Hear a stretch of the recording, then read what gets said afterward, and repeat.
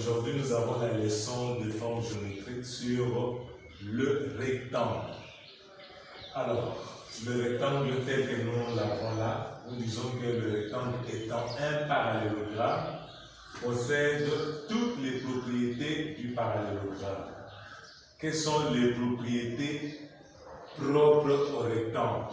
C'est un quadrilatère. Pourquoi? Parce qu'il a 4 côtés. Ces 4 angles sont droits, comme vous le voyez très bien. Comme il a 4 angles droits, cela veut dire la somme des angles, ça fait 360 degrés. Ces côtés opposés sont parallèles 2 à 2 et égaux. Les côtés parallèles sont 2 à 2 parallèles et égaux. On peut tracer les diagonales dans un rectangle. Les diagonales sont égales et se coupent en leur milieu. Comme vous le voyez très bien là, ça se coupe en leur milieu. Et quand vous tracez une diagonale seulement, vous obtenez 2 rectangles. Lorsqu'on trace 2 diagonales, on obtient 4 triangles. On peut tracer aussi les médianes. En traçant une médiane, si les diagonales coupent le sommet des angles, tandis que les médianes, c'est au milieu que ça se trace. Il faut vraiment que ça soit au milieu. Alors, une médiane divise le rectangle en 2 petits rectangles, tandis que 2 médianes divisent le rectangle en 4 petits rectangles. Alors,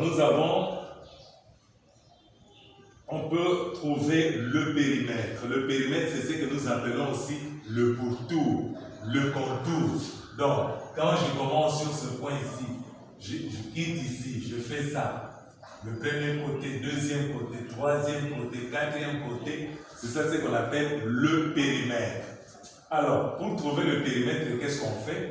On fait longueur, ces dimensions ici que nous appelons, parce que les dimensions d'un rectangle sont la longueur et la largeur. Il y a combien de longueurs? Il y a 2 longueurs, il y a 2 largeurs. Pour trouver le périmètre, il suffit seulement de faire longueur plus largeur, plus longueur, plus largeur. Tu trouves le périmètre. C'est ça ce que nous avons écrit ici. Ou alors, au lieu de faire tout cela, on peut tout simplement faire périmètre égal longueur plus largeur, le tout je fais fois 2. Longueur plus largeur fois 2. Alors, si je connais la longueur, je connais le périmètre, je ne connais pas la largeur, qu'est-ce que je dois faire? Je commence par le périmètre, je divise par 2, je fais moins largeur. Et si j'ai la largeur, et si j'ai la longueur, pour trouver la largeur, qu'est-ce que je fais? Je prends périmètre, je divise par 2, donc ce que nous appelons le demi-périmètre, moins longueur. Alors là, je trouve la largeur. Voilà les exercices. 1. Calculer le périmètre d'un rectangle dans lequel la largeur vaut 15 cm et la longueur le double de la largeur. On te dit de calculer le périmètre. 2. Calculer le périmètre d'un rectangle dont la longueur vaut 24 mètres et la largeur le tiers de la longueur. 3.